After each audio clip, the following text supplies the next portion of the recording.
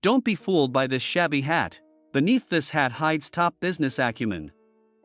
This little black boy named Bernard is a shoe-shining boy. But pay attention, he chooses to set up his stall in front of the bank intentionally so that his customers are all rich white people. He doesn't care about the little money earned by shining shoes. He works slowly so he can hear the financial secrets white people are talking about while they wait. As soon as they leave, the little boy would write it down in a notebook.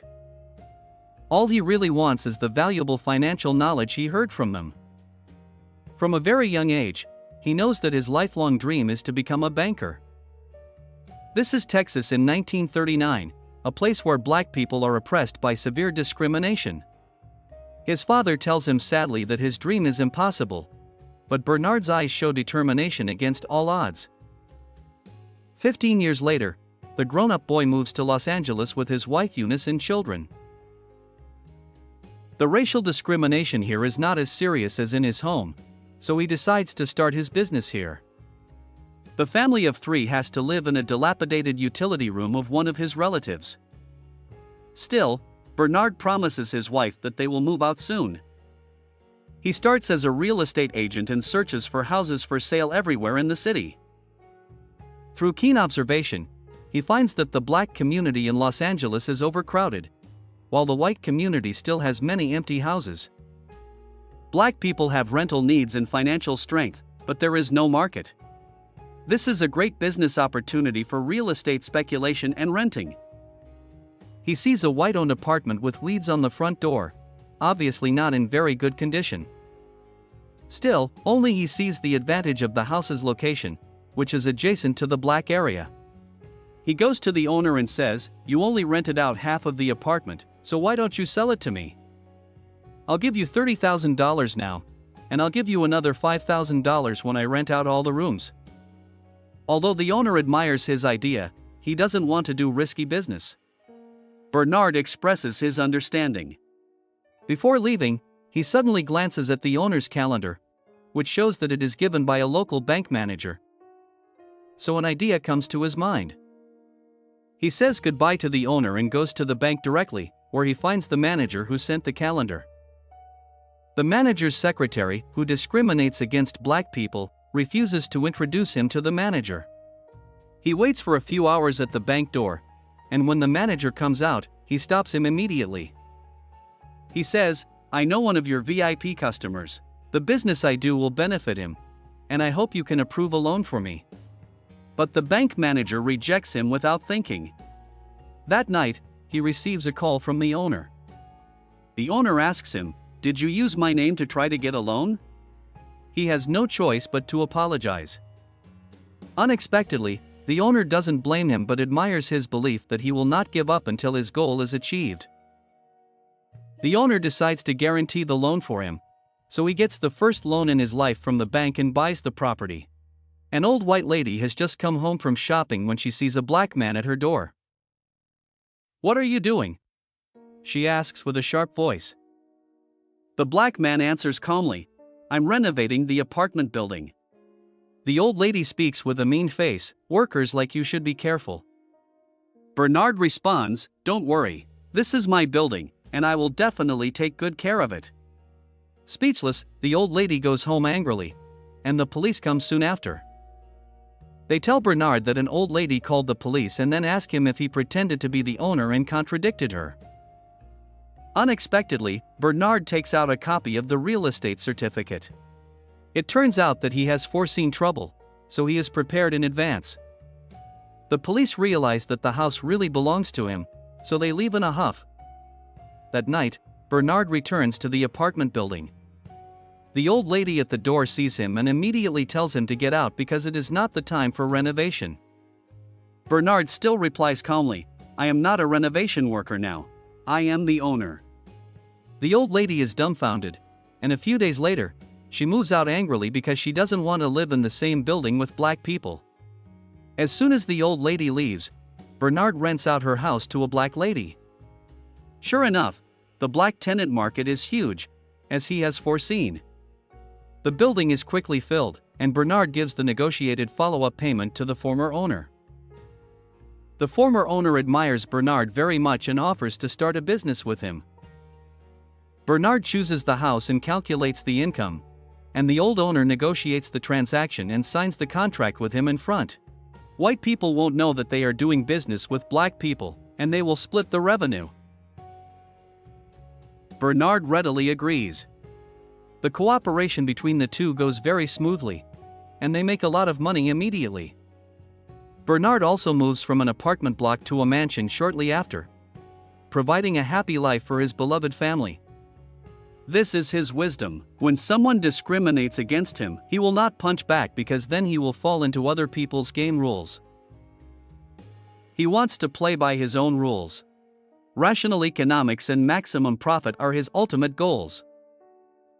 However, life does not always go smoothly, and challenges can arise at any moment. The former owner who works with Bernard is old and frail and dies suddenly a few years later. His equity in the company is inherited by his wife. This woman severely discriminates against black people and doesn't want to cooperate with Bernard. She contemptuously offers to buy Bernard's shares at a very low price, and if he disagrees, she will sue him. In that era, when whites and blacks litigated, who do you think the judge would favor? Bernard is not willing to be treated so unfairly, so he decides to go to court. But he has to find someone to testify to prove his cooperative relationship with the old owner. He thinks of the bank manager, but the manager has already cooperated with the widow and avoids Bernard again. Extremely disappointed, Bernard stands in the bank and looks around. The neat and tidy bank building shows systematically discriminatory fangs everywhere. Just because of the color of his skin, he is often scorned when he walks into the bank. Thinking of this, a bold plan gradually rises up in Bernard's mind. There are 4 banks in one building, and each of them has closed doors for this black man. At this moment, Bernard's mind generates a genius idea. I will buy this building and see who of you dares to discriminate against me again. So Bernard finds Joe, another black real estate developer in Los Angeles, and tells him his plans. At first, Joe thinks he is out of his mind because the land price of the building is extremely high, and never has a black person ever bought land in LA downtown. But after discussing it for a while, Joe discovers that Bernard is not a delusional man but a thoughtful rationalist. Why does he want to buy this building? Because as long as he owns the building, the bank inside will serve him. They dare not refuse to give him a loan. They will also disclose the real estate trend to him so that his real estate business will be smoother. Joe is shocked by his idea, but after thinking about it, he believes it will work. Although he is extremely wealthy, he is also subject to white people everywhere. If he can step on white bankers on white land, he will make more money. However, they still cannot negotiate transactions with white people directly, so they need a white person as an agent. In this regard, Bernard already has an idea in mind: Matt, who has been helping him with renovations. This guy is an honest man. He's also very ambitious, just a little inexperienced. So Bernard and Joe set out to train Matt comprehensively, teaching him golf, high-class manners, mathematical thinking, and real estate. Matt lives up to expectations and quickly becomes proficient at golf. While playing golf, he can calculate real estate valuations, just like a young and promising entrepreneur. At a golf club, Matt meets the owner of the bank building. Of course, this encounter is also arranged by Joe. The conversation goes well. Matt gets the chance to buy the building, and the rest will be negotiated. But Matt doesn't know how to do it. Don't worry. Before the negotiation, Bernard helps Matt make all the preparations. He first counts the number of lights on in the building after dark, calculates the vacancy rate of the building, and then gets the building's estimated value through the building's annual revenue and operating costs. Bernard prepares any numbers that might be involved and asks Matt to memorize these numbers before meeting with the owner. As a result, no matter how the big boss bluffs about his property, Matt is always one step ahead and gives out the exact number, which shocks the big boss. The accountant beside him is also dumbfounded. They all think that they have encountered a math genius and can't fool him at all. In the end, Bernard gets the building that is initially priced at more than $2.4 million for just $1.56 million. From then on, whenever Bernard goes in or out of the building, the president of every bank will come to shake his hand. The little manager who made things difficult for him in the past is shocked. With the support of the banking industry, Bernard and Joe's real estate careers expand rapidly. They break the strict zoning of Los Angeles's black and white segregation single-handedly. Many young and promising blacks move into white neighborhoods. Soon after, they are even received by the vice president. Several years later, in 1963, Bernard takes his family back to Texas to visit his father, Britton.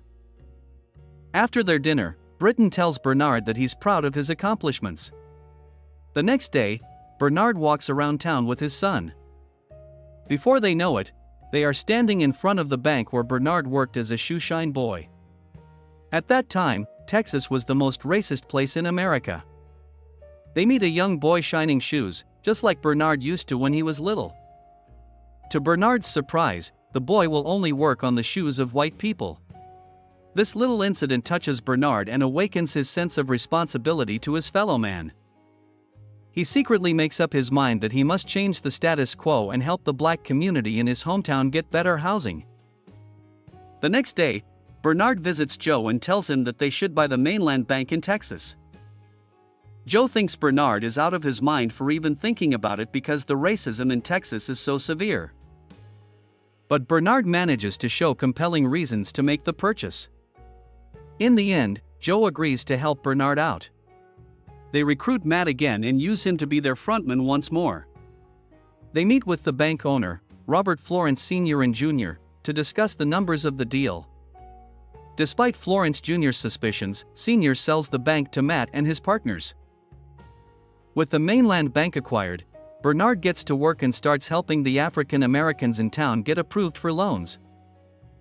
It would seem that Bernard's goal is to help his fellow men get a fair chance at housing and even money-making opportunities. Things go well for a time until Florence Jr. starts investigating the loans that their bank approves.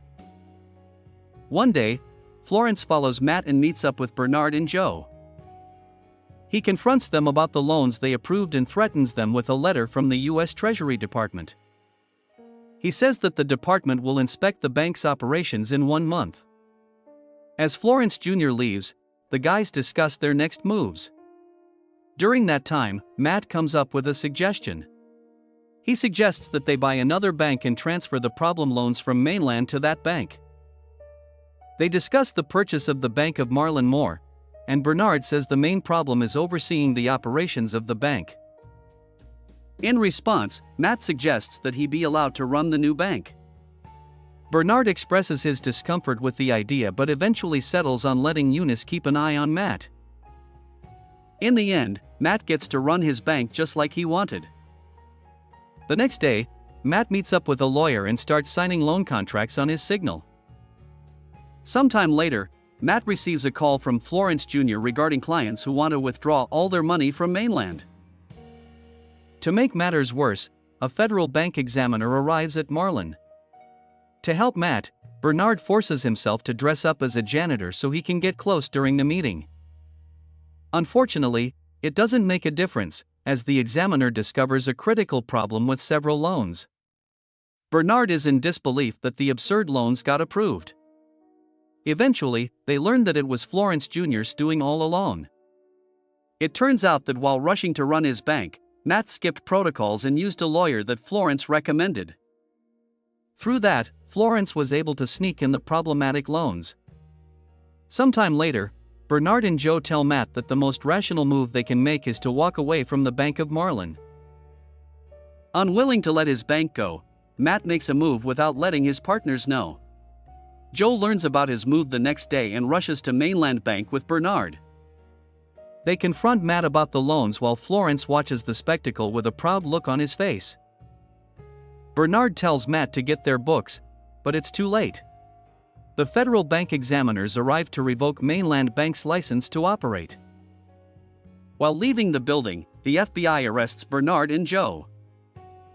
Bernard tries to stand his ground, but it's a futile struggle. Sometime later, Bernard and Joe meet up with their lawyer. They learn that their case got dragged along with some racial politics in the country. Meanwhile, Matt talks with Senator McClellan about testifying against his partners in exchange for his freedom. Matt contemplates his next move that night and makes a phone call. Matt follows McClellan's suggestions and testifies against his partners at the Senate hearing. Later that day, Bernard also meets with McClellan and listens to his proposal. He gives him a choice: to take an immunity deal and confirm Matt's testimonies, or Bernard can say whatever he wants and go to jail. In the end, Bernard decides to say the words that have been kept in his heart for years. He talks about racial discrimination in the country. Shortly after that, both Bernard and Joe's fortunes are decimated. After the hearing, the two are also sentenced to federal prison. Florence Jr. purchases the mainland bank for a small fraction of the price paid by Bernard and Joe. Meanwhile, Matt Steiner never gets charged with any crime. Several years later, Bernard and Joe get out of prison. Eunice finds it strange that the two men seem happy, even after losing all their fortune. It turns out that's not the case at all. Joe reveals that they have properties next to each other in the Bahamas. Eunice is in disbelief and asks Bernard how that happened. It turns out that the man Matt called the night before his testimony was Bernard. He told Bernard about the senator's deal and apologized to him. In return, Bernard asked Matt a favor before the government could seize their assets. The movie ends after we learn that Bernard and Joe's residential properties were instrumental in the fight against housing segregation in LA. And they still have two mansions next to each other in the Bahamas. Thus, we reach the end of this film. Thanks for watching. You can like this video to support us. Don't forget to subscribe for more content. See you in the next video. Goodbye.